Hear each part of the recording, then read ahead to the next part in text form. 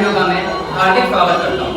हम सभी यहाँ श्री राम के जीवन पर आधारित एक लघु प्रस्तुति के प्रदर्शन हेतु एकत्रित हुए हैं।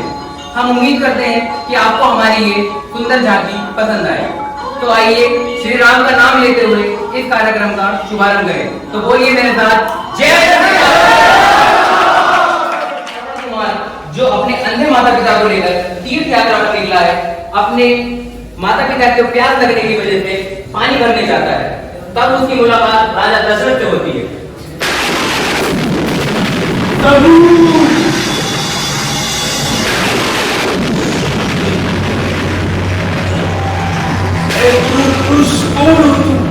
जिसने मुझ जैसे मैं अयोध्या का युवराज दशरथ हूँ। मैं निर्दोष हूँ। एक निरपराध व्यक्ति को मारकर खुद को निर्दोष बताते हो। मैं तुम्हें कैसे विश्वास दिलाऊं? ये भूलवश हुआ है। मैं अपने पाप का कैसे प्रायश्चित कर सकता हूँ? मेरे माता पिता को ये शीतल जल पिला देना। वो प्यास से व्याकुल हो रहे होंगे, और उन्हें कहना कि मेरे भाग्य में इतने ही सेवा लिखी थी।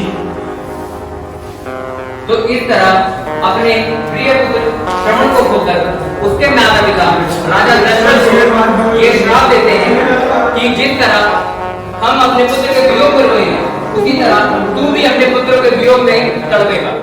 हम देखेंगे कि राजा जनक ने अपनी पुत्री सीता के लिए स्वयंवर का आयोजन किया है।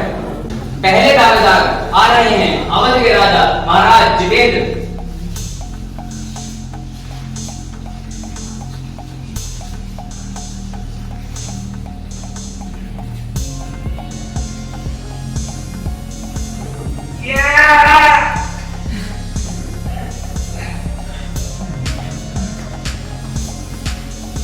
दूसरे प्रतिद्वंदी हैं श्री लंकापति नरेश रावण।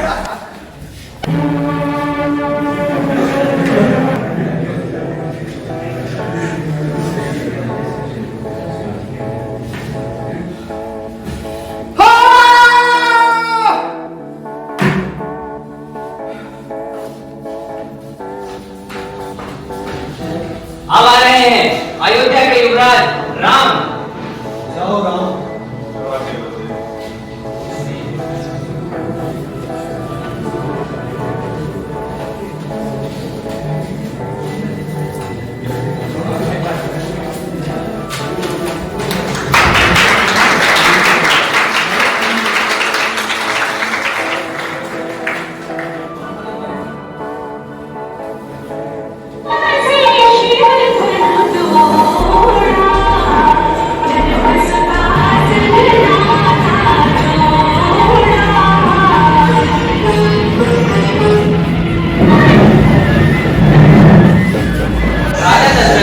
जो राम को राजा बनाने का निर्णय लेते हैं, जिससे केकई नाराज हो जाती है और राजा दशरथ उनको मनाने के लिए उनके पास रानी, तुम हमसे नाराज हो गया?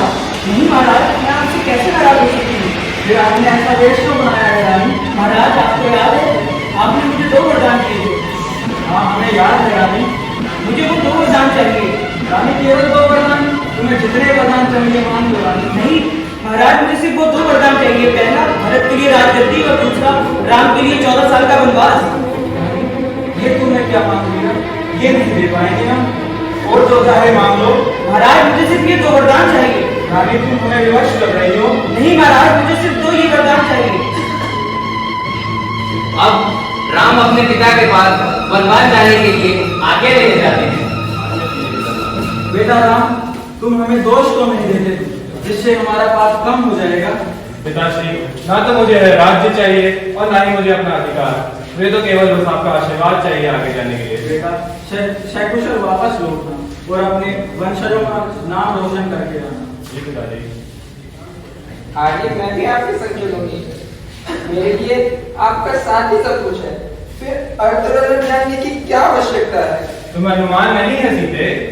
मुलायम मखमल से नीचे जो पैर आज तक ना पड़े, वो भला भीषण वन के कटीले पत्थरों में कैसे चल सकेंगे? विषैले नाग, हिंसक बाघ तथा भयंकर राक्षसों में तुम कैसे रह सकोगी? जैसे सीता के नाथ रहेंगे पर मेरे स्वामी साथ होंगे, तो मेरी और आंख उठाने का प्रयास कौन कर सकेगा? परंतु उन दुखों को तुमने देखा नहीं है सीते। दुख आपकी चरणों की सेवा से दूर रहने से बड़ा और कोई मेरे लिए नहीं है। भैया। जैसे बिना जीव के दे, बिना जल के मछली और बिना रघुवीर के जाल के ऊपर नहीं रह सकेंगी आपके बिना। भ्राताश्री, मैं भी आपके साथ चलना चाहता हूँ, मुझे अपनी सेवा का अवसर दें। तुम दोनों ने ठान लिया है तो ठीक है। श्री राम, लक्ष्मण और सीता जी 14 साल के कठिन वनवास पर वन के लिए चले जाते हैं। इस झांकी में हम देखेंगे कि राजा दशरथ, जिनका उनके वनवास के दौरान ही स्वर्गवास हो चुका है, उनकी मृत्यु की खबर लेकर जब भरत अपने बड़े भाई राम को वापस अयोध्या लेने आते हैं, तो वो किस तरह उन्हें संतोष दिलाते हैं कि हाँ अयोध्या तुम ही संभालो। उठो भ्राता भरत। माता के कहीं पुत्र हो और एक दासी की बातों में आकर हमारे युग पर हमारे कुल पर युग युग ना मिटने वाला कलंक लगा दिया है। पिताजी आपसे वंचित होकर परलोक जा रहे हैं। आपके बगैर अयोध्या सूखे वन के समान प्रतीत हो रहा है। आपसे विनती है कि आप शीघ्र ही अयोध्या पधार कर सिंहासन पर विराजमान होइए। भ्राता भरत, पिताजी को दिए हुए वचनों से अधिक मिलने में तो तुम कुछ नहीं है। पिताजी के अंतिम वचन थे कि मैं 14 वर्ष का वनवास लूं और तुम राजगद्दी पर बैठो तथा हमारी प्रजा पर राज करो। माता, आप जिस सिंहासन पर बैठे हो उस पर रहने में मुझ में साहस नहीं है। कृपया इस दास को अपने चरण पादुका दीजिए। मैं इन्हें सिंहासन पर रखकर उसका अभिषेक करूंगा और आपकी वापसी तक अयोध्या की सेवा करूंगा। सुपर्णखा, जो रावण की छोटी बहन है, एक सुंदर सी स्त्री का वेश धारण करके राम को अपने वश में करने के लिए पंचवटी चली आती है। मेरा नाम सुपर्णखा है। राम, तुम तो बहुत सुंदर हो, तुम तो बहुत शक्तिशाली हो।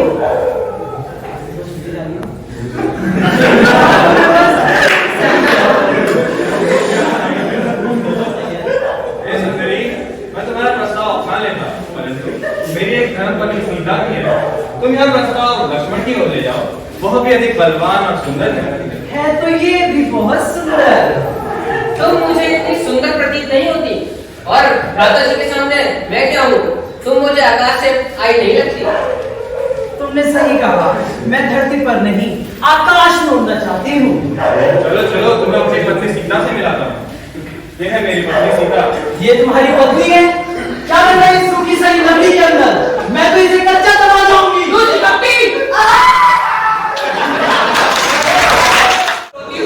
रावण के दरबार में आती है और रावण को सीता हरण के लिए अपने भ्राता को रिझाती है।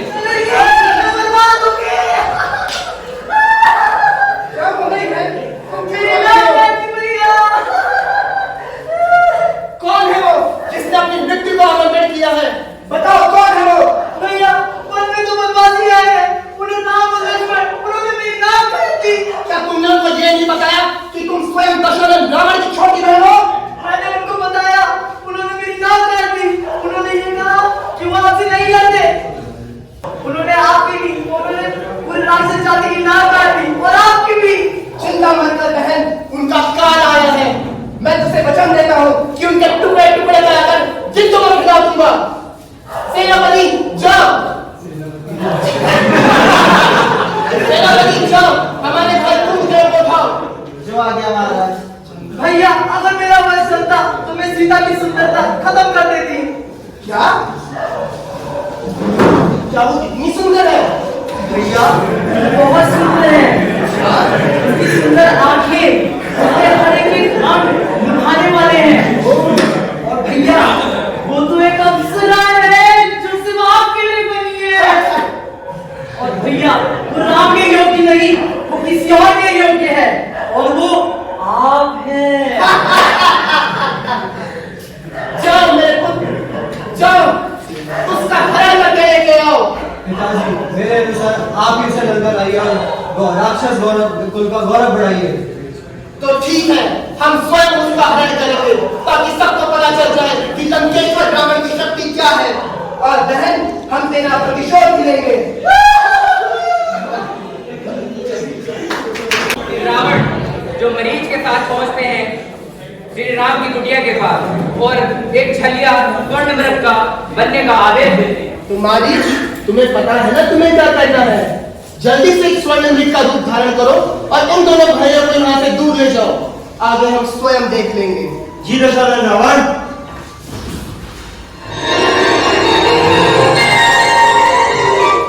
तो ये है सीता। ये तो अति सुंदर है। ये सच है ना? कुछ सपना तो नहीं? स्वामी, मेरे लिए इस तरह को नहीं पकड़ेंगे। अभी तो करने लाता हूँ। लक्ष्मण, अपनी माता सीता का ध्यान देना। वो आ गया भ्राताश्री। लक्ष्मण, बचाओ लक्ष्मण, बचाओ। लक्ष्मण, तुमने सुना? हमारी भ्राताश्री संकट में है। मुझे तुम्हारी मदद चाहिए। जल्दी उनकी मदद को पहुंचो। पर भाभी, मैंने भैया को वचन दिया है कि मैं आपकी रक्षा करूंगा। ये मेरा आदेश है। जल्दी पहुंचो। जो आ गया। भाभी, मुझे वचन दीजिए कि कुछ भी हो जाए किसी देखा तो लागेगी नहीं। ठीक है, आप जाओ। जो आ गया भाभी।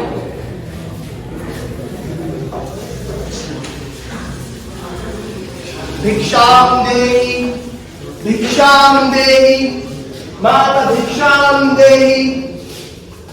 प्रणाम ऋषिवर। तथास्तु। बताइए मैं आपकी किस तरीके से सहायता कर सकती हूँ ऋषिवर? हे देवी, हम एक सिद्ध पुरुष हैं जो बहुत दूर हिमालय के पर्वतों से अपना तपस्या पूर्ण करके जनलोक के लिए आए हैं। तुम्हारी कुटिया देखी तो सोचा कुछ जलपान की इच्छा हुई। जाओ, हमारे लिए कुछ भिक्षा लेके आओ।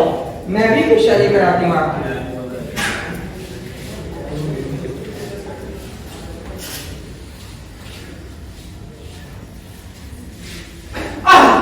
ये क्या है? तुम्हारी सुरक्षा के लिए ये रेखा खींची गई है। हम इसे पार करके नहीं आ सकते। तुम्हें स्वयं इसे लाकर हमें भिक्षा देनी होगी। नहीं नहीं नहीं नहीं। यदि तुमने ऐसा नहीं किया तो तुम्हारे सारे कुटुंब को हम श्राप देकर भस्मीभूत कर देंगे। नहीं नहीं ऋषिवर, तो श्राप मत कीजिए। तो फिर आओ, इस रेखा को पार करो देवी और हमें दान दो।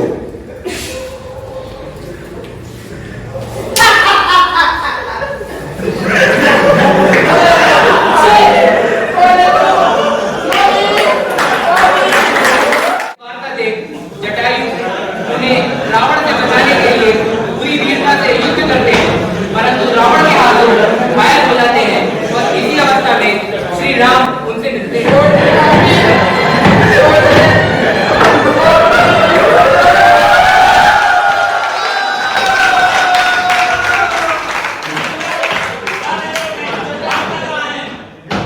पक्षी, तू जानता है तू किसके सामने खड़ा है? हम दशरथ रावण हैं। तू हमारा कुछ नहीं कर सकता। हे मूर्ख, तूने श्री राम के सम्मान को चुनौती दी है।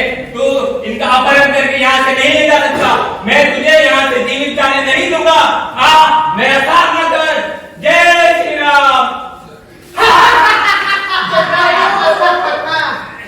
जय श्री राम।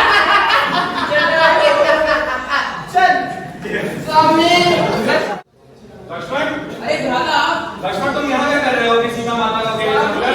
तुम्हें मेरी आज्ञा का ज्ञान नहीं? क्षमा करें भैया, आपकी पुकार सुनकर भाभी ने हमें यहाँ आने को जोर देकर कहा। हे प्रभु, ये क्या बड़े मुकाम पड़ी है? प्रभु मेरी रक्षा करें। प्रभु राम। हे जटायु, तुम्हारी यह अवस्था किसने की? प्रभु आप आ गए। प्रभु मैं आपको माता सीता का संदेश देना चाहता हूँ। सीता? तुमने देखा मेरी सीता को? कहाँ है वो? प्रभु वो पापी रावण माता सीता का छल से अपहरण करके दक्षिण की ओर ले गया है और मेरे बहुत प्रयत्न करने के बाद भी मैं उन्हें नहीं रोक पाया और उसने मेरे दोनों पंख काट दिए। प्रभु प्रभु मुझे क्षमा करें, मैं माता सीता को नहीं बचा पाया। हे जटायु, रावण को तुम्हारे खून का उत्तर देना होगा। माता सीता की खोज में जब दक्षिण की तरफ चल पड़ते हैं तब उनकी मुलाकात हनुमान से होती है। रुकिए, सन्यासी का वेश धारण किया है तो भी आप दोनों मध्य राजकुमार जैसा है। अपना परिचय दीजिए। मैं दशरथ पुत्र राम हूँ और ये मेरा अनुज लक्ष्मण है। हम दोनों मेरी पत्नी सीता की खोज में हैं। इसमें कोई संदेह नहीं, मेरे सौभाग्य ने मुझे प्रभु राम से मिला दिया। प्रभु राम, मैं हनुमान और सुग्रीव का मंत्री हूँ। राधा, जिन्हें हम खोज रहे थे वो तो खुद ही हमसे मिल जाते। हनुमान राम और लक्ष्मण को लेकर सुग्रीव को उनसे सभा में मिलाने के लिए ये अपने साथ ले जाते। ये राजा सुग्रीव है। महाराज, ये प्रभु श्री रामचंद्र जी हैं। मैं सूर्यपुत्र सुग्रीव प्रभु श्री राम के चरणों में प्रणाम करता हूँ। मैं विराजिए प्रभु। धन्यवाद सुग्रीव। प्रभु ये मेरे मंत्री जामवंत है, ये हनुमान है, और ये नल और नील है, और ये अंगद है। प्रभु हम सभी आपकी सेवा में हमेशा तैयार हैं प्रभु। प्रभु मैंने हनुमान से आपकी समस्या के बारे में सुना। मैं राजा सुग्रीव की ओर से आपको पूर्ण विश्वास दिलाता हूँ कि हम पूरी वानर सेना की मदद से माता सीता को अवश्य ढूंढ जाएंगे। प्रभु प्रभु महाराज राजा बाली ने महाराज सुग्रीव की पत्नी छीन ली और उन्हीं के राज्य से निष्कासित कर दिया। आप कृपया कितनी सहायता करें। अवश्य हनुमान, राजा सुग्रीव हमारे मित्र हैं, हम उनकी आवश्यक हमें अगर यदि उनके मदद के लिए मुझे पाप ही करना पड़े तो यह अधर्म मेरे धर्म है। राजा सुग्रीव की व्यथा सुनने के बाद प्रभु श्री राम उन्हें सहायता करने का वचन देते हैं। प्रभु श्री राम का आशीर्वाद लेकर सुग्रीव बाली को युद्ध के लिए ललकारता है। बाली बाहर निकल बाली, आज सुग्रीव अपने अपमान का बदला लेने आया। बाली बाहर निकल। नीरज तू फिर आ गया। इसी बार छोटा समझ तुझे छोड़ दिया था, परंतु लगता है मृत्यु तुझे फिर किसके के द्वार पर ले आई है। मृत्यु किसी होगी बाली, वो तो युद्ध के मैदान में पता चलेगा। सुग्रीव अभी भी समय है, लौट जा। क्यों अपनी मृत्यु को ललचा रहा है। कायर हो जाएगी बात न कर बाली, युद्ध के मैदान में आ। यदि तेरी मृत्यु आज मेरे हाथों लिखी है तो आ जा। आ जा युद्ध के मैदान में।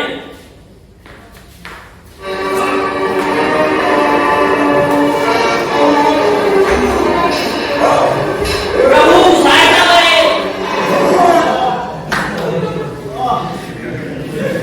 प्रभु आपने ऐसा चल क्यों किया। प्रभु हम दो भाइयों की लड़ाई में आपने एक का साथ क्यों दिया। प्रभु क्षमा करना बाली, परंतु मैं अपने वचनों में बाध्य था। प्रभु हे प्रभु, इस विशालकाय समुद्र को हम ऐसे तो पार कर ही नहीं सकते। प्रभु यहाँ सिर्फ एक ही वीर है जो ये कार्य कर सकता है।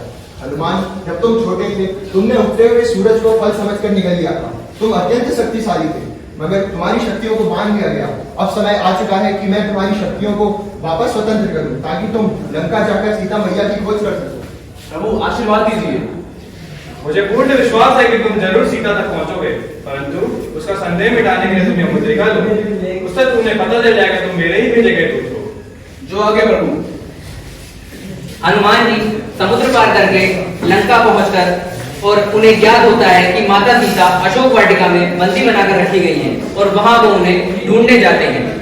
श्री राम जय श्री राम। ये कौन है जो इस राक्षसी लंका में वो श्री राम का नाम ले रहा है। जननी प्रणाम, मैं रामदूत हनुमान, मैं आपको इस लंका ले जाने आया हूँ। और मैं कैसे तुम्हारा विश्वास करूं। तुम सब मायावी लोग रूप बदल कर अपनी राक्षसी शक्तियों से मुझे धोखा दे रहे हो। मुझ पर दया करो, मुझे अकेला छोड़ दो। माता मेरा विश्वास करो, मेरा ये तुच्छ का रूप है, मैं वानर हूँ। मुझे प्रभु श्री राम ने आपको लंका जाने के लिए भेजा है। आपका हृदय मिटाने के लिए उन्होंने मुझे मुद्रिका दी है। इसे देखिए, ये वही मुद्रिका है जो आपने प्रभु श्री राम को केवल देने के लिए दी थी। और मैं कैसे तुम्हारे साथ जाऊं हनुमान। लंका में कई नर नारियों को बलपूर्वक बंदी बनाया हुआ, केवल मेरा आधार अनुचित होगा। समझ गया माता, परंतु प्रभु श्री राम अवश्य आएंगे और आपको इस लंका ले जाएंगे। प्रभु से बोलना मैं जल्द से जल्द मुझे यहाँ से ले जाए। मैं प्रभु की राह देखूंगी। अवश्य माता, पर अभी मैं भूखा हूँ। कृपया करके मुझे इस वाटिका से फल खाने की इजाजत दीजिए। इस तरह हनुमान अशोक वाटिका को पूरी तरीके से तहस नहस कर देते हैं, जिसकी वजह से उन्हें बंदी बनाकर रावण दरबार में पेश किया जाता है।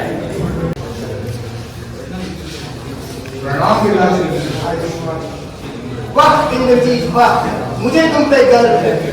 बोल वानर, तुझे क्या कहना है। ओ भावनाधीश, तुमने माता पिता का हरण करके बड़ा ही अनैतिक कार्य किया है। तुम प्रभु श्री राम से क्षमा मांग लो और उनकी शरण में आ जाओ, वे अवश्य तुम्हें माफ कर देंगे। दुष्ट कपटी वानर, चुप हो जा। तेरे इस कटु वचन से तूने अपना दंड स्वयं निश्चित किया है। सेनानायक, इसकी जबान काट दी जाए। नहीं महाराज, यदि आपने इसकी जीवा कटवा दी तो इसके द्वारा जो हमें गुप्त सूचनाएं मिल सकती थी वो भी नहीं मिलेगी महाराज। मेरा आपसे आग्रह है कि आप इसे कोई और दंड दे महाराज। अच्छा तो ठीक है, इसका सर धड़ कर दिया जाए। खैर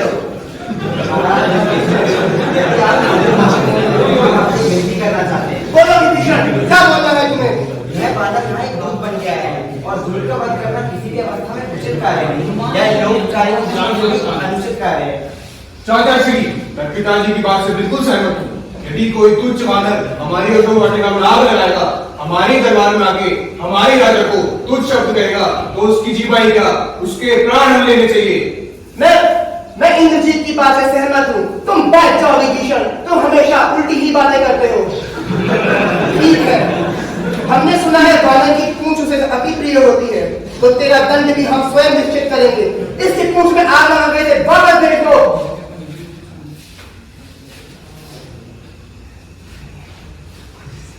जय श्री राम।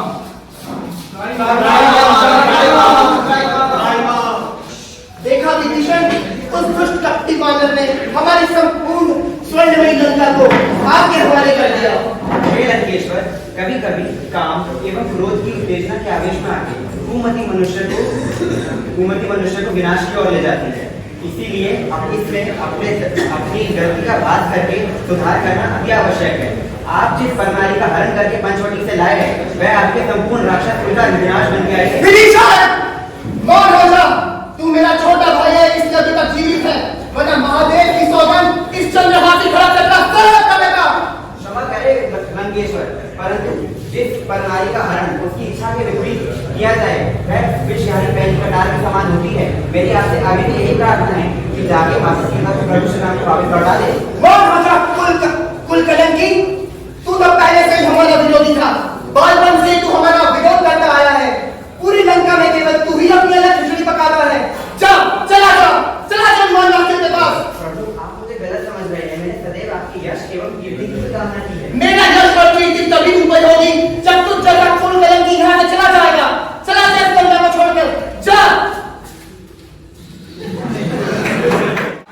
आपने कटु वचन सुनकर विभीषण लंका को त्याग देते हैं और वो अब मदद की उम्मीद लेकर श्री राम के पास पहुंचे।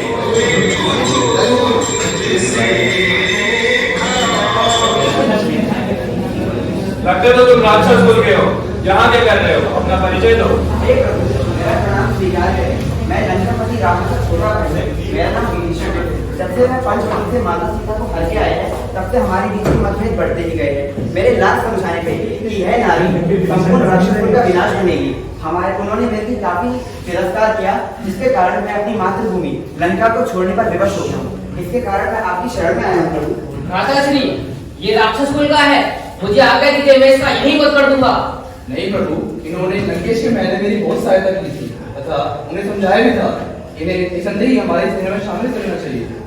ठीक है हनुमान, आज से विभीषण हमारे मित्र हुए। मैं धन्य हुआ प्रभु। मैंने दूर से आपकी लंका पहुंचने की दुविधा के बारे में सुना। इसके लिए हम पूजा कर सकते हैं और समुद्र देव को प्रसन्न कर सकते हैं, जिससे वह हमें लड़का का मार्ग अवश्य दिखाएंगे। ठीक है मित्र विभीषण, हम यह अवश्य करेंगे। जी प्रभु।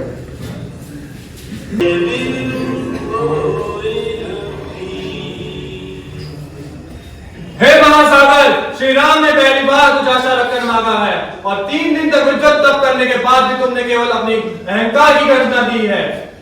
आज तक इस संसार ने श्री राम की कृपा देखी है, परंतु आज श्री राम का क्रोध देखेगा।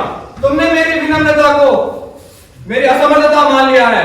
लक्ष्मण, मेरा बाण लाओ, आज संसार मेरा क्रोध देखेगा। चलो आगे बढ़ाता श्री।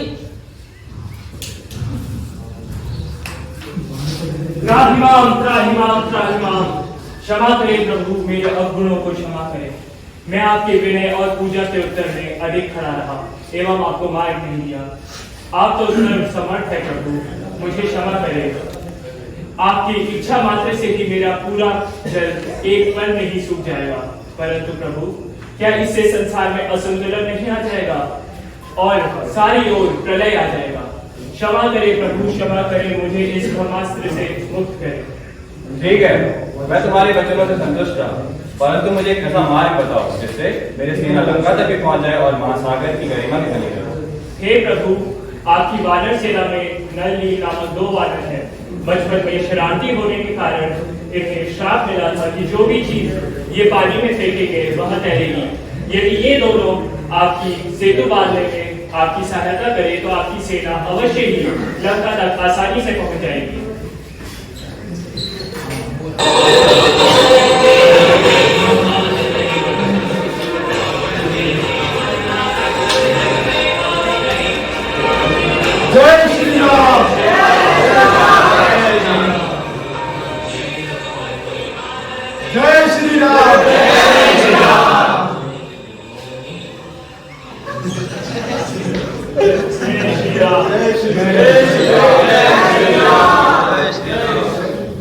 इसी तरीके से श्री राम अपनी पूरी सेना को लेकर लंका पहुंच जाते हैं।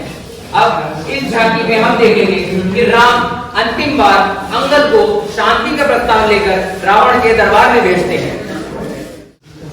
हे लंकेश, यदि आपको अपने योद्धाओं की शक्ति पे इतना ही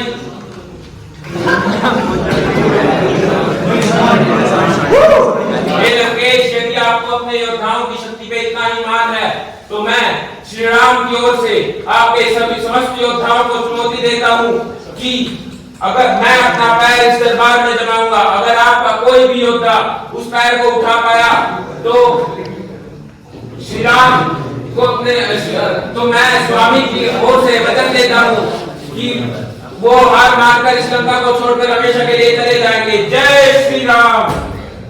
इसके बाद योद्धा पैर उठाने की कोशिश करते हैं लेकिन कोई उठा नहीं पाता।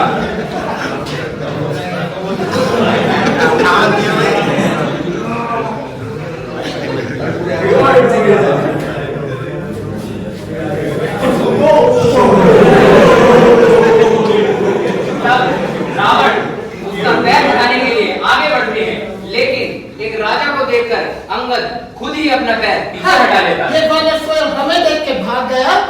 मैं तुझे तो युद्ध में देख लूंगा। कुछ दिन तक घमासान युद्ध के बाद लंका की सेना को धराशायी होता देख रावण सेनापति विरूपाक्ष को कुंभकर्ण को जगाने का कार्य सौंपते हैं।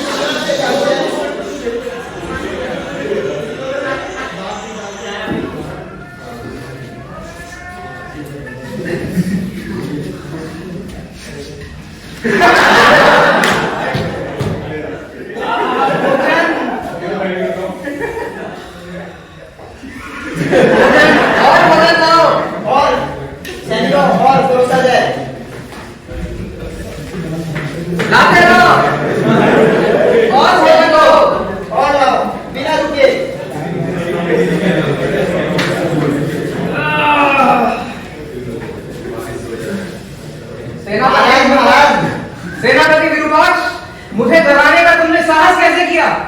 लंकाधिपति रावण कुशल मंगल तो हैं? जी हाँ महाराज, लंकाधिपति रावण सकुशल है। तो क्या लंका में कोई संकट के बादल आ रहे हैं? जी नहीं महाराज, अभी तो नहीं आए हैं, किंतु जल्दी आ जाएंगे महाराज। क्या है वानरों की सेना? लेकिन महाराज बाली के साथ तो हमारी संधि थी। महाराज, बाली मारा जा चुका है। उसका छोटा भाई सुग्रीव वानर देश से शासन मूड है और वह अयोध्या के वनवासी राजा राम की सहायता कर रहा है। उसने अपनी वानर सेना के साथ लंका पर चढ़ाई कर दी है। उन्होंने लंका को चारों ओर से घेर लिया है महाराज। अयोध्या के राम को यहाँ लंका से क्या चाहिए? महाराज अपनी पत्नी। अपनी पत्नी अर्थात? महाराज लंकेश्वर उनकी पत्नी सीता का हरण कर लाए हैं महाराज। सीता का हरण कर लाए?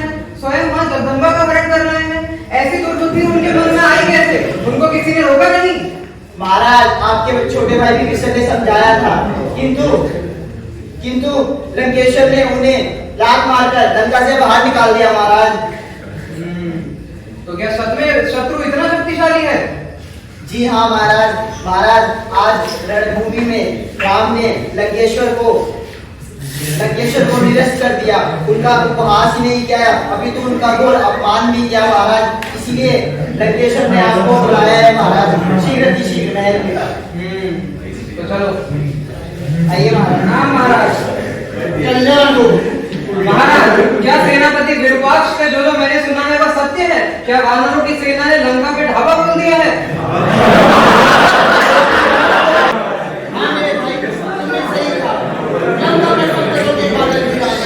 केवल तुम ही हमारी आखिरी उम्मीद हो। तुम ही इस संकटों की मदद से लंका को बचा सकते हो। इंद्रजीत से कुछ नहीं हुआ? जब स्वयं हम उसका सामना न कर पाए तो भला वो क्या करता है? आप खुद युद्ध में गए थे? हाँ, मैं स्वयं गया था, परंतु उसने उन्हें निशस्त्र करके भेजा।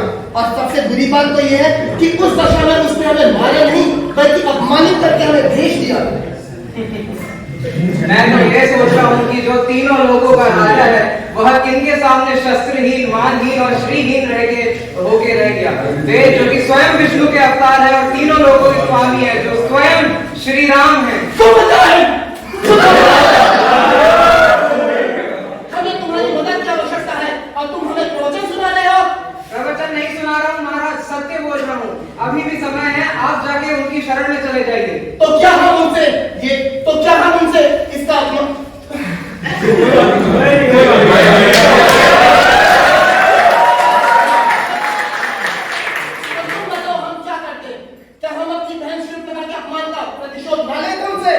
शूर्पणखा मेरी भी तो बहन थी। अगर आप ये दुष्कर्म करने से पहले मुझे जगाते तो मैं आपको बताता कि प्रतिशोध कैसे लिया जाता है। आपने दुष्कर्म करने से पहले क्या मुझे जगाया? क्या आपने अपने सच्चे हितैषियों से कुछ बात करी इससे पहले कि आप ये कदम उठाते? तो क्या अब मेरा छोटा भाई मुझे धर्म सिखाएगा, मुझे धर्म की बातें सिखाएगा? क्या आपने विभीषण को भरे दरबार से निकाल देने से पहले धर्म अधर्म की बातें सोची? इन बातों का भी समय नहीं है कुंभकर्ण। जाओ, तुम्हें हमारी आज्ञा है, युद्ध करो या फिर यहाँ से चले जाओ। महाराज, आपने अभी तक मुझे सही से समझा नहीं। मैं आपका सच्चा हितैषी हूँ, इसीलिए यह मेरा कर्तव्य बनता है कि मैं आपको धर्म अधर्म की राह पे ले जाऊं। मैं नहीं चाहता कि आप कोई भी अधर्म करें। महाराज, अब आप युद्ध की चिंता छोड़ दीजिए। मैं आपको वचन देता हूँ कि उन वनवासी राजकुमारों के सर उनके धड़ से अलग करके लंका की गली कूचों में से उनको गेंद की भांति लुढ़काता हुआ लेकर आऊंगा, ताकि जिन लोगों के जिन परिवारों ने अपने साथ खोए हैं उन सबको भी मौका मिले कि वो उन्हें लात मारकर लंका की गली कूचों में से लेकर जाए।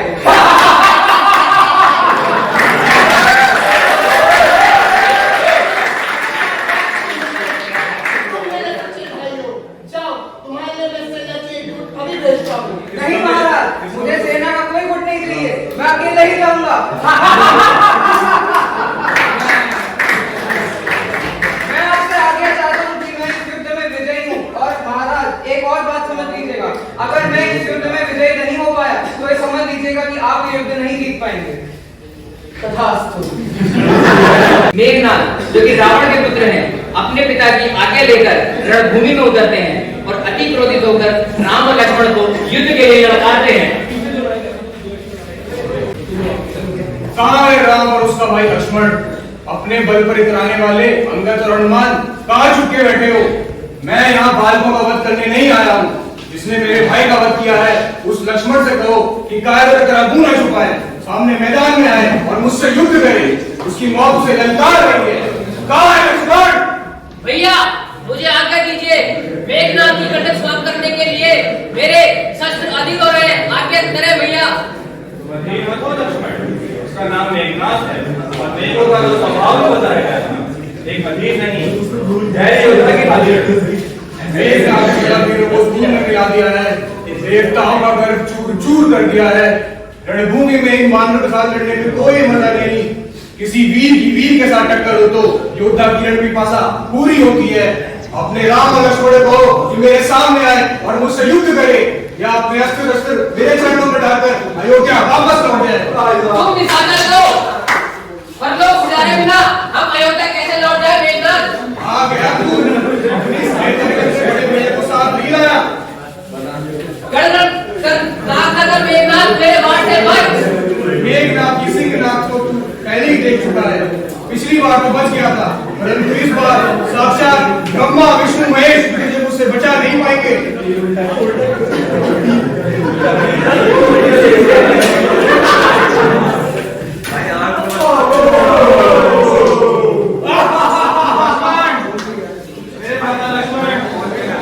इस तरह युद्ध में लक्ष्मण मूर्छित हो जाते हैं। मूर्छित होने के बाद लंका से वैदराज को बुलाया जाता है। मेरे माता लक्ष्मण, क्या हो रहा है? मेरे माता लक्ष्मण, माता लक्ष्मण।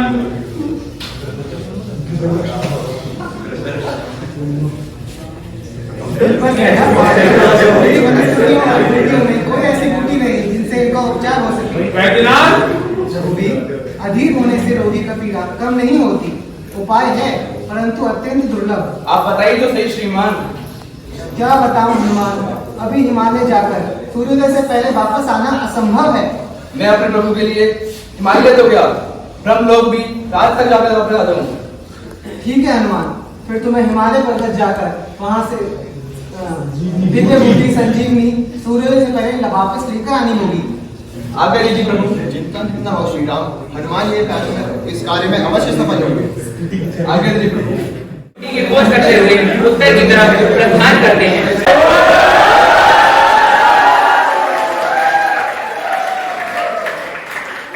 संजीवनी बूटी की पहचान ना कर पाने के कारण पूरा का पूरा पर्वत उठाकर ले आते हैं।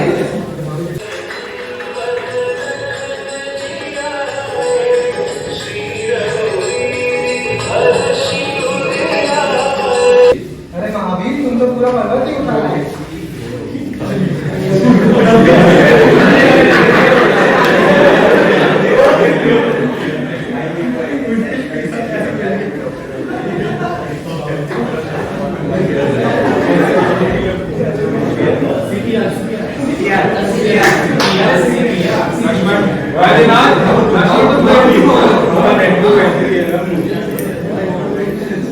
लक्ष्मण पूरी तरह स्वस्थ हो जाते हैं और अगले दिन पुनः युद्ध में शामिल होते हैं, जहां उनकी फिर से टक्कर मेघनाथ।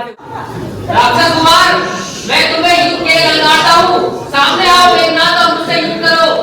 लक्ष्मण, आज ये तेरा और मेरा अंतिम युद्ध होगा। आज या तो तू जीवित रहेगा, आज या तो तू जीवित रहेगा और मैं जीवित रहूंगा, परंतु इतिहास सदैव इंद्रजीत को याद रखेगा। रणभूमि में साक्षात भगवान भी खड़े हो गए तो इंद्रजीत को ठीक नहीं दिखाई।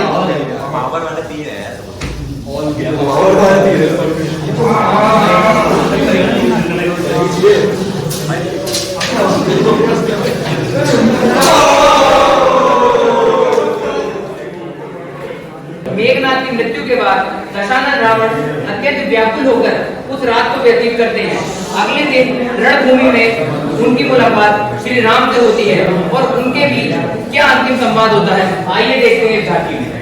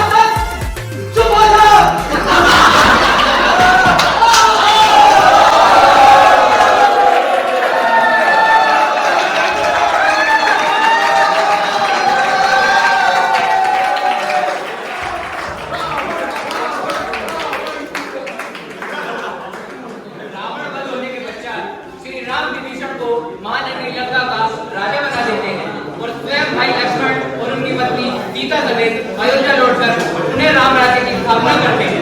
रावण वध होने के पश्चात श्री राम विभीषण को माया नदी लंका का राजा बना देते हैं और स्वयं भाई लक्ष्मण और पत्नी सीता के साथ पुनः लौटकर राम राज्य की स्थापना करते हैं। जय श्री राम।